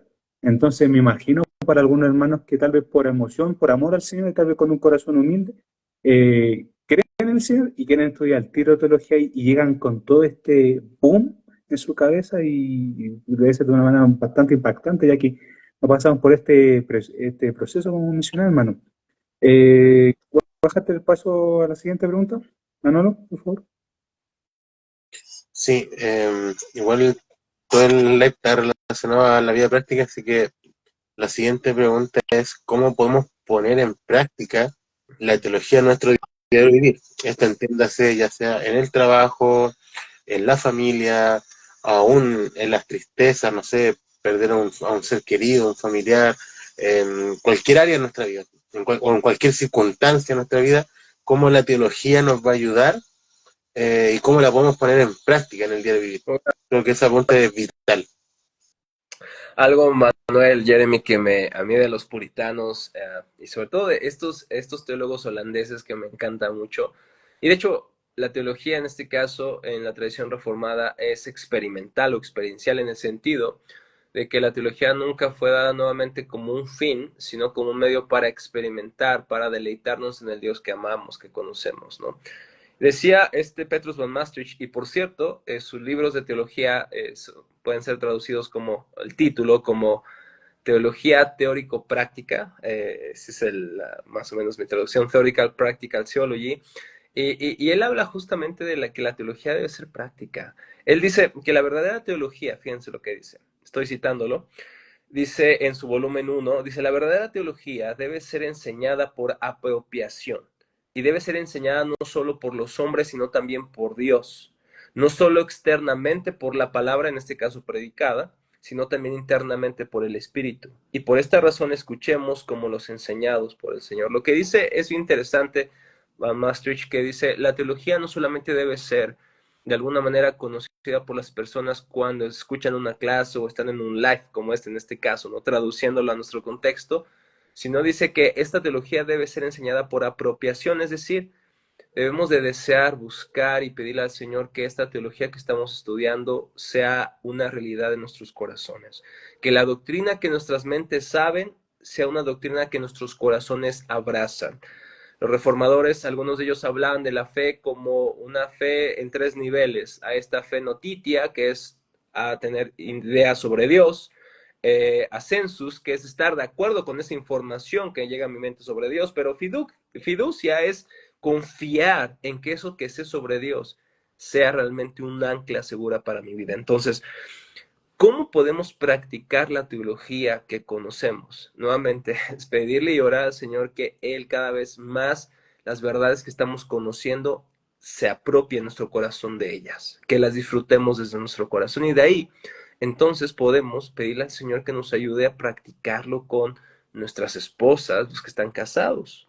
Y si no están casados, verán que el matrimonio es muy santificador, pero mientras tanto, lo puedo hacer con mi iglesia. Lo puedo hacer nuevamente, para hacer un ejemplo muy sencillo. Aquí yo les pregunto a ustedes, Jeremy Manuel, ya cambiamos el papel. ¿Cómo mi relación y conocimiento de Dios debería cambiar el uso de mis finanzas, por ejemplo? ¿No? El uso de mi tiempo, mis relaciones con las hermanas de la iglesia, mi relación con mis padres. ¿Cómo eso debe cambiar? Fíjense, mi relación con los compañeros de mi trabajo, con mi jefe. O sea, realmente eso está cambiando mi vida. ¿Realmente las personas en mi trabajo se pueden dar cuenta que yo soy cristiano? ¿O solamente porque pongo música de Marcos Witt a todo volumen? ¿O porque ahí ven mi Biblia en el escritorio? ¿O realmente porque están viendo a Cristo en mi vida? Entonces, ¿cómo poder hacer esto? Bueno, nuevamente, pedir al Señor que nos ayude a vivir esta doctrina, pero también ser intencionales en aplicarla, ¿no es cierto? Algo que duele mi corazón un poco, cuando Adri hace algo que no me gusta, que me lastima, o que sencillamente no estoy de acuerdo, yo no soy muy explosivo en el sentido que grito o hago estruendo, no, yo soy más agresivo o pasivo. Le dejo de hablar, le aplico la ley del hielo. Entonces espero hasta que Adri venga arrepentida por el Señor y me pida perdón. Eso yo lo que yo espero. Pero Rafa Riveros, recuerda el Evangelio. Cristo te salvó hasta que tú fuiste a pedirle perdón, hasta que te arrepentiste o Él murió aún cuando tú eras su enemigo. La respuesta, evidentemente, es que aún cuando éramos sus enemigos, Él murió por nosotros. Cuando estábamos muertos en delitos y pecado, Él nos dio vida. Entonces, ¿qué debo hacer yo como uno que se sabe amado por ese amor sacrificial del Señor? Aunque mi esposa no haya venido todavía a pedirme perdón, incluso si ella erró, yo puedo ir y pedirle perdón y perdonarla y amarla y restaurar nuestra relación porque Cristo de esta manera me restauró a mí. Entonces, yo tengo que recordar el Evangelio. Tengo que recordar que lo que yo sé como cristiano, como profesor o teólogo, necesito vivirlo, porque esa es mi nueva identidad en Cristo. Fragmentar mi Biblia de una manera, vamos a llamarle dualista, ¿no? No, es que yo soy teólogo, yo soy pensador, yo soy un predicador, pero eso no tiene nada que ver con mi vida. No. Yo no vivo una vida dualista. Mi vida es toda delante de Dios, ¿no? Como ustedes saben, coram deo, delante del rostro de Dios. Entonces, también debo aplicar esas verdades, esos principios que estoy conociendo en aspectos muy, muy prácticos. Y nuevamente, híjole, aquí entro con temas un poco complicados, pero el uso, por ejemplo, de las finanzas, ¿no? Pues hoy estamos a un clic de Amazon, podemos pedir lo que queramos y todo, podemos gastar nuestro dinero y a veces lo gastamos solamente nosotros. Como mi relación con el Señor y mi conocimiento de Dios me lleva a invertir en cosas que realmente son útiles, en personas que lo necesitan o en ocasiones que realmente lo demandan. Y también como esto me ayuda a cuidarme de la avaricia, el pensar que acumular, ahí está mi vida. No, mi vida no está en acumular, mi vida está en Cristo. Entonces, el conocer a Dios me libra tanto de la avaricia, el amontonar, pero también me libra de el gastar de más o en cosas que no necesito realmente. Esto aplica para todas las áreas. Entonces, ¿cómo aplicarlo? Al recordar lo que somos en Cristo y lo que sabemos de Él, cómo eso debería cambiarnos. Y pedirle al Señor que nos ayude, porque no, o sea, ¿ustedes creen que yo me levante y digo, ay, sí, soy bien espiritual, le voy a pedir perdón a mi esposa? No, hermanos, no, aquí está un hombre de carne, un hombre con debilidades, un hombre con tentaciones, un hombre con que aún no es lo que debería de ser. Pero necesito recordar todos los días a Cristo, necesito recordar todos los días el Evangelio, justamente para aplicarlo. Y bueno, esa es la esperanza que tenemos, que podemos hacerlo. ¿Por qué? Porque somos nuevas criaturas en Cristo Jesús, hermanos. No solamente somos personas que saben sobre Dios, es que la vida de Dios está en nuestros corazones. Tenemos en nosotros al Espíritu Santo que nos capacita, nos ayuda y nos fortalece para todo lo que necesitamos hacer. Así que no tenemos pretexto, tenemos más bien muchos recursos para vivir la teología que sabemos. Adelante, nos quedan dos preguntas para terminar, así que dale, Jeremy, la penúltima. En esto, como hemos tratado también en esta parte de bueno, toda la vida práctica, hermano, también nos gustaría que nos pudiera hacer algún consejo para los hermanos que están recién comenzando y para los que ya estamos estudiando teología. ¿Qué consejo usted le daría con respecto a todo lo que hemos estado hablando? Para que ellos también pongan en práctica toda la teología que está adquiriendo y no sea solamente un conocimiento intelectual. Uh-huh. Bueno, ¿qué consejos? Bueno, aquí creo que hemos hablado de la iglesia local. Refúgiate, exponte y sé parte de una comunidad de creyentes que amen a Cristo. No te refugies solamente en tu librero. Es decir, expon también tu corazón a los hermanos. Porque miren, refugiarte en tus libros, aunque es precioso, los que estamos aquí en las pantallas somos ñoños, ¿verdad? Pero nos encanta un cafecito, un mate, ¿verdad? Aquí con un libro de teología. Hermanos, qué mejor tarde es esa. Ahora imagínense todavía con una mujer hermosa a tu lado, uf, el cielo mismo. Pero, hermanos, no es todo esto. No es todo. Aunque disfrutamos esto, también necesitamos amar a la iglesia y enseñar esto a la iglesia. Entonces, sé parte de una comunidad de creyentes. No te refugies. Es que ellos no, es que no saben qué. Es cuando yo hablo con ellos no saben qué decir porque no conocen tanto. Ok, bájate. No necesitas dar a conocer que sabes demasiado. Es más, y esto nuevamente es de principiantes. Entre más sabes, más te quedas callado. Porque te das cuenta que no sabes realmente tanto. Entonces escucha a otros que a lo mejor dices, no, es que esa hermana lleva 90 años en la iglesia y nunca estudió un seminario. Probablemente te pueda enseñar muchas más cosas. Necesitamos a esa ancianita de 90 años llena de piedad, pero también necesitamos teólogos. Sí, sí, sí, pero la iglesia necesita ambos, no separados. Personas que a lo mejor no estudiaron un seminario, pero que son grandes evangelistas en las calles, ¿no? Hermanos que no estudian un seminario, pero que son hermanos consejeros increíbles. Hermanos que no estudian un seminario, pero tienen otros dones que el Señor les ha dado. Entonces hay que exponernos a creyentes. Y de hecho, una anomalía sería que tu teología te alejara de la iglesia local. Porque la teología, como dije, una de las funciones es ponerla a los pies de la iglesia local, a la iglesia de Dios. Entonces, una anomalía sería que tú te refugiaras en tus libros y dijeras, no vale la pena perder el tiempo con los hermanos. Claro que vale la pena. Y no pierdes el tiempo. La iglesia se ha destacado por vivir en comunidad. Y tú lo puedes ver en el libro de Hechos. No se habla de una persona solamente, se habla de una comunidad que tenían todas las cosas en común, que comían juntos, que algunos incluso vendían sus posesiones para ponerlo al pie de los apóstoles y que ellos ayudaran a otros hermanos más necesitados, de modo que nadie estaba en pobreza. ¿Por qué? Porque todos estaban al pendientes unos de otros. Y en el Nuevo Testamento vemos que la iglesia, el cristiano sano, es un cristiano que está en una comunidad, la comunidad de redimidos. Mi consejo es que no te refugies en tus propios libros solamente, sino que también puedas exponer tu corazón a otros y ayudar a otros, que otros te conozcan tal y como eres y que ellos te ayuden a crecer en Cristo. Tú necesitas, aún de la persona que menos piensas, vas a ser animado en el Evangelio. Número 2, no descuides tu vida de oración. Y lo digo con mucho respeto a todos los hermanos que están estudiando teología, pero no pienses que tus libros nuevamente son todo. Muchas veces incluso hemos olvidado las escrituras por leer otros libros. No descuides tu relación con Dios en la oración ni en la lectura espiritual de las escrituras. ¿A qué me refiero con la lectura espiritual? Que no solamente vayas a la Biblia para saber qué decir en tus sermones, que vayas a la Biblia para escuchar a Dios, para conocerlo a Él, y que respondas en oración a lo que has visto en la palabra. Toma un himnario. Tenemos también los salmos en rima española que sacaron unos hermanos de verdad hermosos.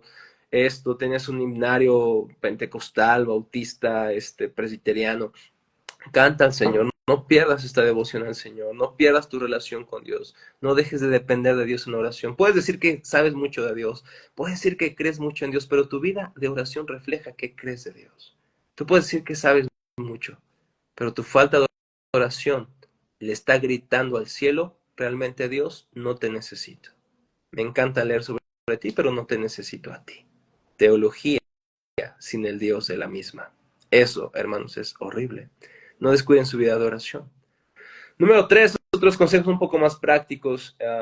Hermanos, tengan disciplina en sus lecturas, tengan disciplina, hagan sus tiempos, pongan una agenda de ser necesario con horarios para estudiar, para justamente tener una continuidad en sus estudios. No se distraigan con cosas que no necesitan. Ustedes saben que nos llega un libro nuevo que pedimos, ya lo queremos leer, pero en el seminario tenemos que leer otros 5 libros o otro libro que estamos leyendo en el seminario, y entonces por estar descuidando, por leer la novedad, descuido otras ocupaciones. Pon prioridades. Y número 3, hagan buenos hábitos. Tomen mucha agua, de verdad tomen agua, tomen café, pero con moderación, unas 2 o 3 tacitas al día. Bueno, eso vayan a un médico, una nutriólogo les puede ayudar muchísimo, pero si no, solamente sé práctico, ¿no? Come buena comida, proteína, no necesitas gastar muchísimo. En lugar de comer en la calle, decimos aquí en México garnachas o taquitos de vez en cuando, pues hazte en tu casa unos huevitos, una pechuguita asada, come bien, sal a caminar, haz ejercicio y dirás, ¿esto qué tiene que ver, profe? Eso nada que ver. Claro, hacer ejercicio, comer bien, afecta totalmente tu memoria, afecta también la manera en que haces nuevas conexiones neuronales. Así que tanto hacer ejercicio como una buena alimentación van a hacer que tú seas un mejor teólogo, un mejor pastor, un mejor predicador, sin duda. Y algunos dicen, pero Pablo dijo que el ejercicio para poco aprovecha. No estaba diciendo que no aprovechaba. Lo que él estaba diciendo es que realmente comparado con nuestra disciplina espiritual, pues parece quedar corto, pero no dice que no aproveche nada, poco aprovecha, pero aprovecha. Entonces, un cambio tan brutal que yo vi en mi vida fue cuando cambié mis hábitos, tanto de descanso, también dormir lo necesario. Yo sé que Manuel ahorita va a llorar porque está en cierre y está trabajando muchísimo, está llegando muy tarde a su casa, pero cuando puedan, descansen también. Es tan importante leer, estudiar, trabajar como descansar, hermanos. Así que aliméntense bien. Y esto es teología práctica, exactamente como pone aquí. Esto es practicar, básicamente. Ser buenos mayordomos de los talentos que el Señor nos ha dado. Y cómo, por ejemplo, para estudiar griego. ¿Qué necesito para estudiar griego? Tener concentración, disciplina y una buena mente.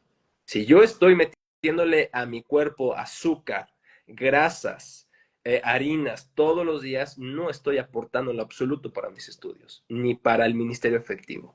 He visto predicadores que a la mitad de la predicación ya no pueden predicar porque se cansan, porque no tienen hábitos que le están ayudando a tener energía para el Señor y para la iglesia. Entonces, hermanos, también cuidemos esta parte. Ese es mi consejo, hermanos, que podamos aplicarlo en todas las áreas.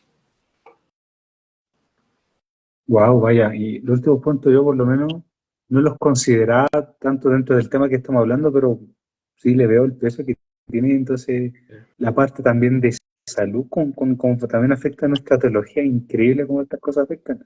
Hermano, con todos estos consejos prácticos que ha mencionado, y yo creo que es uno de los que más cuidado tal vez se podría tener. ¿Qué consejo podría darle, hermanos, para que los que estemos estudiando teología tal vez no caigamos en lo que es orgullo intelectual en ese sentido? Porque el conocimiento puede llegar al punto de que va a llegar una soberbia que yo soy, sé más que todos y yo estoy en lo correcto y tu opinión no me vale, como lo que usted decía, considerar hasta los hermanos que pensamos que son los menos insignificantes, aunque sabemos que no es así, pero que hay algo que usted cree, hermano, que puede ayudarnos a evitar ese orgullo intelectual y dejar de que caigamos en nuestra autosuficiencia. Claro, claro. Bueno, creo que aquí hay otros consejos que nos pueden ayudar, además de algo importante de la iglesia local que mencioné hace un rato. Rodéate de personas más espirituales y mejores que tú. Dirás, es que no hay nadie mejor que yo. Sí lo hay. Rodéate de hermanos que sepan más que tú. Rodéate de hermanos, libros, autores que sepan más que tú. Eso te va a ayudar, por una parte, a saber que no lo sabes todo, no lo ves todo. Y aquí voy a dar un consejo que no a todos los profesores y colegas les gusta. Lean autores de otras tradiciones evangélicas. Sí, sí, sí. Porque somos tan fáciles para criticar. Es que estos hermanos creen esto. ¿Cómo sabes eso? Es que lo vi en un video de este predicador famoso. Un predicador famoso puede tener errores. Y yo lo he comentado con los alumnos en privado, ¿no es cierto, Manuel? Cuando a un predicador habla del dispensacionalismo, dice, es que el dispensacionalismo es así, pero el dispensacionalismo tiene diferentes facetas, clásico, progresivo, revisado, no siempre es el mismo, no tiene siempre la misma connotación. Yo no soy dispensacional, pero yo para poder pararme en mi punto de decir, yo confieso una teología pactual o una teología del pacto, como los reformadores o como la iglesia reformada, yo necesito también saber qué es lo que creen los demás, si es que yo quiero, en un sentido, debatir, si yo quiero tener bien mi punto establecido, es necesario, como teólogo, no estoy hablando para todos los cristianos, como persona que te estás dedicando a esto, lee antes de criticar a la persona que no cree lo mismo que tú. Esto te va a dar humildad, porque vas a decir, caray, no todo lo... Realmente yo lo estoy tergiversando y muchas veces hacemos argumentos del hombre de paja. Solamente nos imaginamos que es así lo que ellos creen, pero no es así. Lean autores, por ejemplo, hay un autor, Tom Thomas Oden. Yo no lo conocía hace unos años, pero cuando empecé a leer sus trabajos sobre patrística, wow, no he reformado ni nada, pero wow, o sea, increíble. Y cuando lees a Craig Keener, por ejemplo, este teólogo pentecostal, wow, increíble. Pero a veces generalizamos, pensamos que solamente nuestra tradición es necesario que lo leamos. Ok, hermanos, entiendo el valor que tienes por tu tradición, pero si quieres conocer también otras facetas y riquezas de la iglesia, lee de otras tradiciones. Si quieres contradecir, contraargumentar contra otra tradición, lee lo que ellos creen. Y no empecemos a hacer estas guerras de Facebook infundadas, de verdad, hermanos. Acabo de leer un libro, por ejemplo, contra el calvinismo de Ken Wilson. Es un libro realmente triste, hermanos. Es un hermano que tiene un PhD, pero lo que escribe es realmente una falta de respeto a la razón y a la tradición reformada. Porque evidentemente este hermano no tiene un conocimiento de lo que realmente es la tradición reformada. Y critica a Agustín de que era maniqueo y demás, pero nuevamente conexiones, o sea, parece que solamente está hallando conexiones entre maniqueísmo y Agustín para decir, el agustinismo está mal y los reformados están mal. Ese tipo de libros, ese tipo de argumentos, los podemos evitar cuando nosotros podemos exponernos a otros de manera honesta. Ese es un consejo, entre muchos más, pero creo que ese es uno de los consejos más importantes que yo le daría a los teólogos que se están preparando. No solamente lean a sus autores favoritos, lean a otros autores y lean incluso autores que no son tan fáciles. Esto les va a ayudar a ejercitar su mente, su lenguaje, su vocabulario, su conocimiento, pero también les va a ayudar a saber, ay, creo que me hace falta un poquito más de esto, de aquello y demás. Entonces, esto te va a mantener siempre humilde, creo yo. Obviamente también puedes decir, es que ya leí estos autores, me siento orgulloso, pero recuerda que, tranquilo, hermano, no sabes todo, no lo sabes todo. Y lo que sabes, y ese es mi segundo consejo, enséñalo en la medida que lo puedas hacer. No todos predican, no todos enseñan en su iglesia, pero si puedes enseñarlo en tu casa, en amigos, en una red social como la que están haciendo nuestros hermanos acá, háganlo en la medida de lo posible, porque enseñarlo también te permite saber si te estás entendiendo, si realmente estás sabiendo bien este tema, porque cuando no sabes explicarlo es probablemente porque no lo has entendido. Entonces, enseñarlo es una muy buena forma de seguir aprendiendo y de verificar que lo que sabes realmente lo sabes de una manera clara. Bueno, podríamos decir entonces que un buen teólogo tiene que saber de todo de manera concisa para poder decir que es un buen teólogo.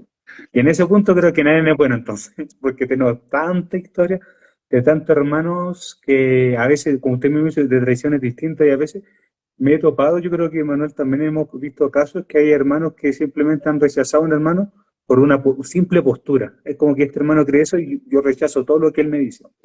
A mí, por ejemplo, me gusta la literatura puritana y, por ejemplo, me gusta bastante Watson y recordaba, por ejemplo, cuando leía algún libro de él, él citaba incluso a filósofos griegos y yo decía como, ¿qué tienen que ver ellos con el asunto de la teología? Pero aún así puedo aprender de él y de otro hermano, de que uno tiene que aprender de todo, inclusive hasta cosas que considera que no son relevantes para la teología, ver cómo también se aplican en ello. O sea, yo mismo quedaba sorprendido como decía, estos tipos ni siquiera son, digamos, protestantes o ni siquiera son creyentes y el hermano lo utiliza para argumentar algo. Entonces, digo, ¿cuánto más entonces nosotros que también que tenemos mayores facilidades, nosotros también deberíamos aprender de ellos para poder Claro. decir que somos buenos, que esperamos que el Señor nos dé tanta vida para leer tantos libros, pero Jeremy, es algo. creo, justamente eso que dices, creo que esa es la causa más bien de la deficiencia que tenemos de entender a los concilios y la historia de la iglesia, porque no tenemos en nuestros seminarios una materia de filosofía, por ejemplo. ¿Cómo vamos a entender hipostasis, usia, esos sustancia, persona, si no entendemos el trasfondo también filosófico? ¿Cómo vamos a entender la teología medieval escolástica si no sabemos quién son los escolásticos o qué es lo que creían o cuál es su método más bien de estudio? ¿Cómo vamos a entender la teología histórica si no entendemos también el progreso de la filosofía? Porque la filosofía ha estado muy unida a la teología siempre. Y creemos, los protestantes, que la filosofía siempre va a ser sierva de la teología, no al revés. No es nuestra razón filosófica que está por encima de la palabra, eso es racionalismo ilustrado, no, la palabra está por encima de nuestra razón.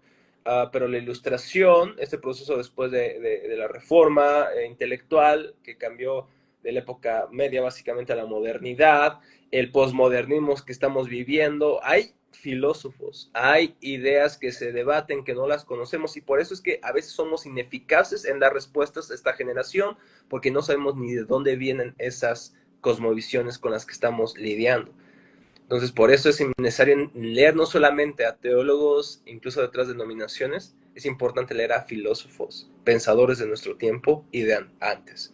Platón, por ejemplo, es una de las grandes influencias en el cristianismo occidental, los neoplatónicos, ¿no? Aristóteles en el lado de Tomás de Aquino. Y muchas veces no lo entendemos a Tomás de Aquino porque no entendemos la terminología aristotélica que utiliza. Entonces, también eso es parte de que el teólogo pueda de vez en cuando, y casi siempre, leer un libro de filosofía. Todos los libros que ven acá de este lado son de filosofía, todos estos. Y obviamente no es que sean tan fáciles algunos, pero sí son necesarios para entender un poquito más el desarrollo del dogma, pero también entender los tiempos que vivimos. Así que en este tiempo, en este sentido, el teólogo está en un sentido en la academia teológica, en los libros teológicos, pero también está en la iglesia, también está en el mundo filosófico, académico. Así que ser teólogo no solamente es tener un título de un seminario, y por eso es que me cuesta decir yo soy teólogo.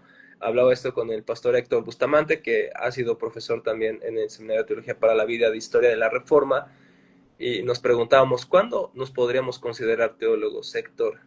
Y resulta que dijimos nunca, realmente, porque jamás nos graduaremos de conocer a Dios, ¿no? En este sentido. Y es una vocación muy linda, pero con sus desafíos. Y de verdad doy gracias a Dios por mi esposa, que aguanta a un hombre como yo, que está estudiando, que está en sus libros, escribiendo artículos, predicaciones, conferencias, y de verdad agradezco a Dios por su vida porque realmente me hace un mejor hombre, me hace una persona que puede servir a Dios. Y escojan bien también a la persona con la que van a casarse, que sea una mujer que ame al Señor y que ustedes también le dediquen tiempo. No porque tengamos mucho que estudiar, no tengamos que dedicarle tiempo a ellos, hay que hacer el tiempo para ellos porque después del Señor ellas son lo más importante que tenemos. Así que, pues nada, hermanos, esto. Y un amén a eso.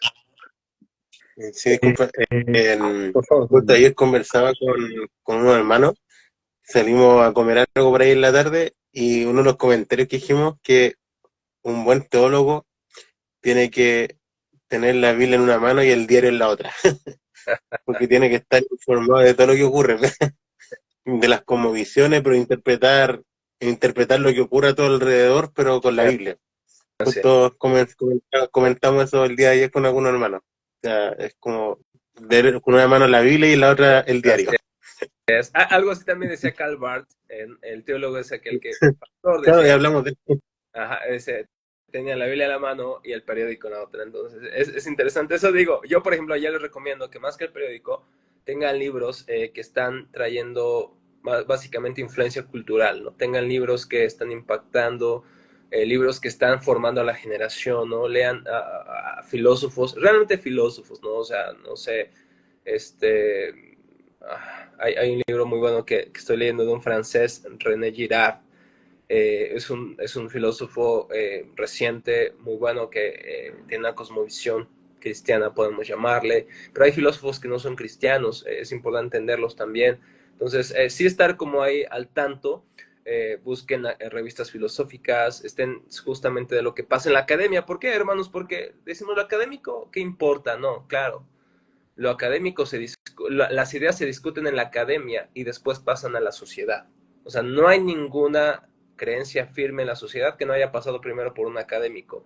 La ideología de género no vino del cielo o del infierno, en este caso, más bien la ideología de género viene de un proceso de pensamiento de diferentes filósofos y filósofas.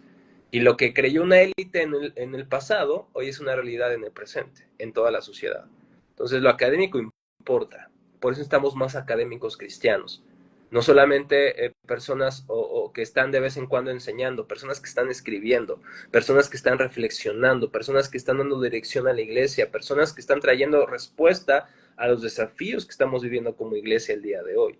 El teólogo no es alguien que se queda mirando hacia el pasado nada más. El teólogo es el que mira al pasado, toma los recursos del pasado y lo apunta al presente, bendice a su iglesia, se prepara para el presente y también deja un legado para las generaciones futuras. Ese es un teólogo. Es una labor hermosa, una labor muy difícil, pero gracias a Dios que no estamos solos. El Señor está con nosotros y Él puede multiplicar estos pequeños peces y estos pocos panes para su gloria. Entonces aquí estamos, no como personas excelentes, grandes, grandilocuentes, somos personas pequeñas con un Dios grande, infinitamente grande. Sí, ya para ir cerrando este live, nos queda la última, pero no una pregunta, más que nada es si que nos pueda recomendar libros, recursos que nos puedan ayudar a profundizar en esto de la teología práctica y quizás de muchas cosas que hablamos también de credo, de concilio, hablamos de algo de cosmovisión un poco, como que fue bien abundante de predicación incluso, entonces, ¿qué libro nos puede recomendar para profundizar más en esto y sobre todo en la teología práctica? Sí, es complicado como hallar un libro muy que enfoque esto, pero un libro de Conociendo al Dios Santo de J.I. Packer es un buen libro que es en un formato, vamos a llamarle, no lo considero tan sofisticado, tan académico, es más devocional. Y aquí nuevamente quiero aludir a un amigo, un hermano en la fe, el hermano Israel Guerrero. Él escribió el prólogo para la dogmática abreviada de Bavinck y también escribió un libro sobre Herman Bavinck. Y Israel dice que a veces esta división entre libros devocionales y académicos no está tan bien. ¿Por qué? Porque aún los libros académicos deben ser leídos devocionalmente, deben ser leídos para la adoración del Trino Dios.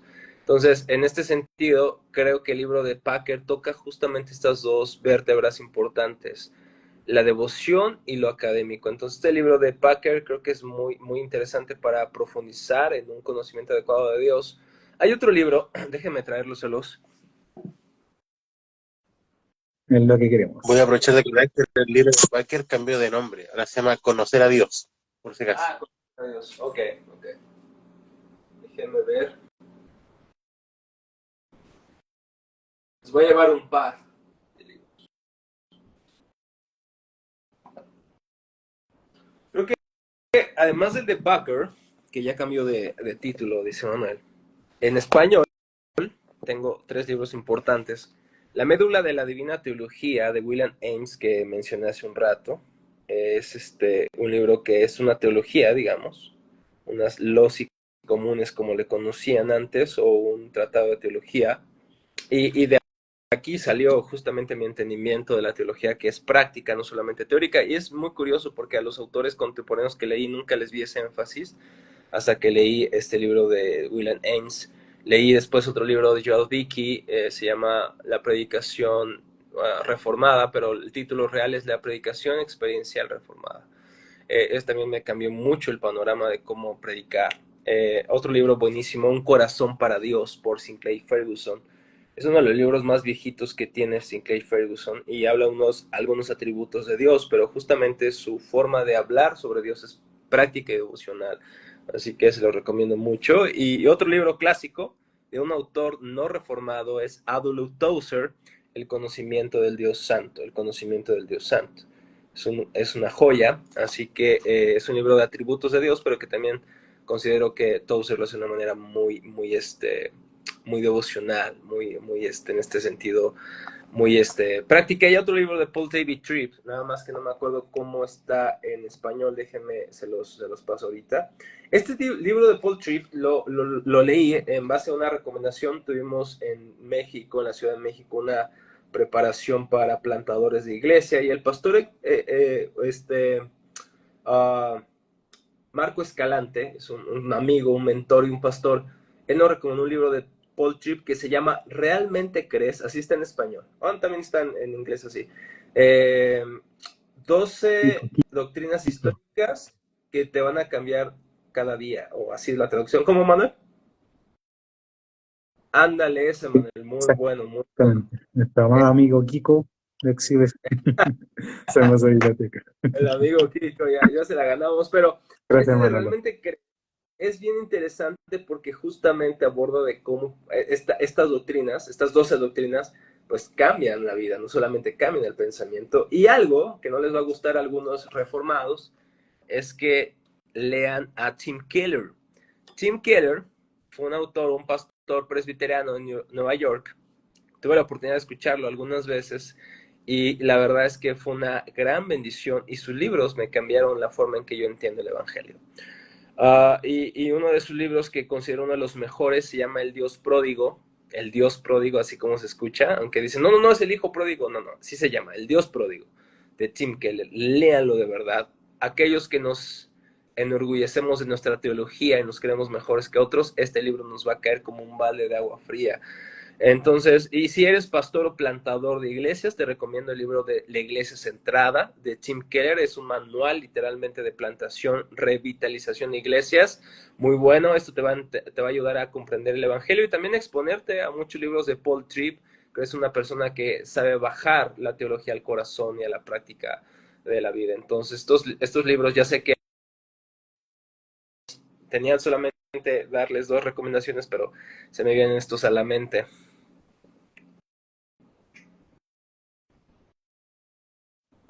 Muy bueno.